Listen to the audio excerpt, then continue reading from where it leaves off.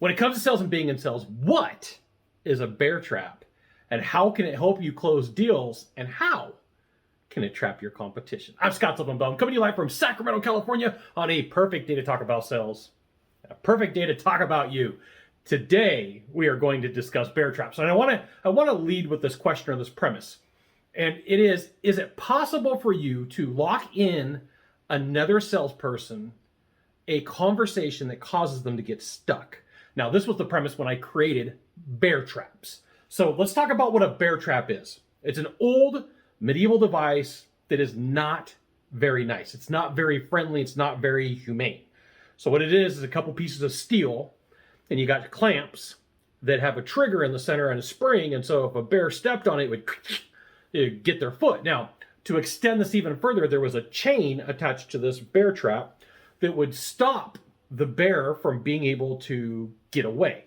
So essentially, a hunter would put out this trap, the bear would step on it, grab their foot, break their ankle, break their leg, and then the bear sitting there waiting for the hunter or the person to come and harvest the meat or the fur.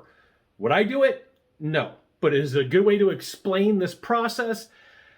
Absolutely. So this came about, I want to say 2016, 2017, and it's a mixture of a couple of ideas. So I'm going to have to tell you a little bit of a story in order for make this work.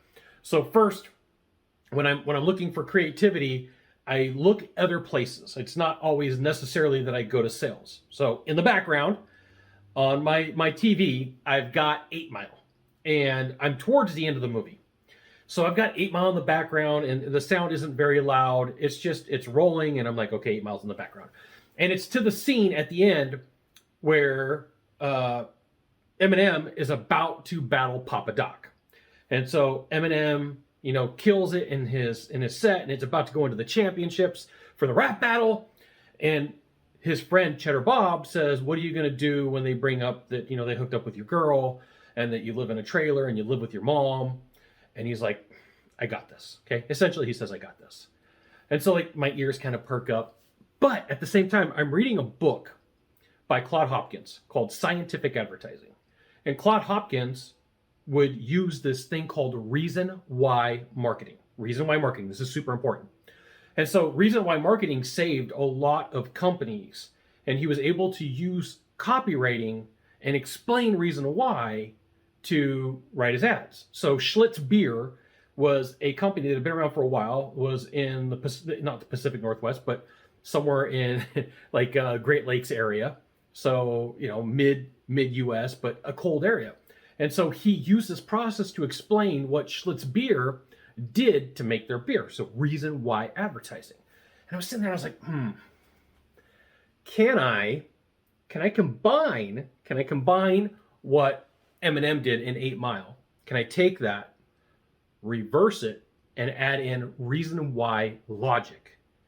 And so the next day I had some training, and I had some salespeople that I was working with, and I was like, hey guys, here's what I want you to do. The next time that you're up against somebody, I want you to use some verbal aikido against the people that you're selling against. And what are some of the common things that they're going to say? So we reversed them out, and then we used reason why logic, and we put this content together. And it was something that it was very tough for the competition to beat, because when you take a look at it, when you sell, are you selling your product? Or are you selling against the competition? What exactly is it that you're saying and doing? Now, I have this belief that it's my job to make the competition's job more difficult. It's my job to make their job impossible. My job to make it so that they have to work harder. So if you're selling against me, you're going to be working. If you're selling against somebody else, I don't know. I don't care. It's not what I do. Okay. So if you know what they do and you know how they sell, you can add some reason why logic against it. And so your job is to ethically tell the truth and explain what your client, what your buyer is going to be up against using reason why logic. And so this is meant to paint a negative picture, a negative idea, a negative concept in the mind of the buyer. And so, it's not something that you're going to knock down the door and you're like, boom, I'm going to set a bear trap. There is a time and place for it. And I will explain how to do that in another video. I will make sure to walk you through this process. So this is like what you would call frame control on crack. This is what you would call frame control on steroids. This is what you would call frame control times 10. And the process of this is where you're foretelling the future or you're explaining the past. So like if they're going to have a salesperson out or a company out, you can explain what they're up against. Or if they had a salesperson out and you're up against them, you can use some reason why logic of exactly what went down. Okay. So if you think about this, if you are making a purchase and you're like, hey, I need to gather intel, I need to gather information, and a salesperson sits down with you and explains, here is what you're up against. Okay, you want to go out and talk to other salespeople? You want to look at other companies? Fantastic, I think you should. Here's what you're up against. You know, you're not exactly going to say it this way. You're going to use what your industry is doing or what a competitor is doing, and then you're going to slightly modify it. You're going to make sure, please, make sure to tell the truth. This is all about being ethical. This is not about making stuff up. Don't make stuff up. You'll get found out. But if you know exactly what your competition is up to, you can take this content, you can set a bear trap, and you can make it virtually impossible for them to sell against it. So, if you're down for this journey, I'm going to say, hey, there's going to be a couple of videos in this series. I slowed it down on purpose. This is a lot of content to go over. It's not something that's going to be super quick. It's not something that's always easy to figure out. So I want to give you fair warning. Sometimes people are like, hey, Scott, give me something quick and easy. Like, this isn't a drive-through. There's no quick and easy when it comes to hard work. There's the effort that you put in, and then there's the benefits that you get from it.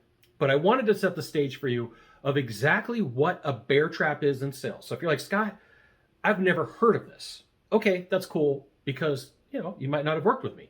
But it's something that, that I've been doing for the last 5 to 6 years that has been very effective. And the people that I've taught to do it and explain and show them how to do it is very effective for them in situations, especially where they're up against the competition and people want to shop for bids and they want to gather intel and they want to get information. So there you go. So we're going to continue on. There's going to be a couple more videos. You can share this. You can like this. You can subscribe to the channel. Do what you want to do. But here's the thing. I'm going to give you a reason why to go to the next video right here. And that is you can find out how to build a bear trap and how to deploy it effectively against your competition. Thanks for dropping by. We'll see you soon. Aloha.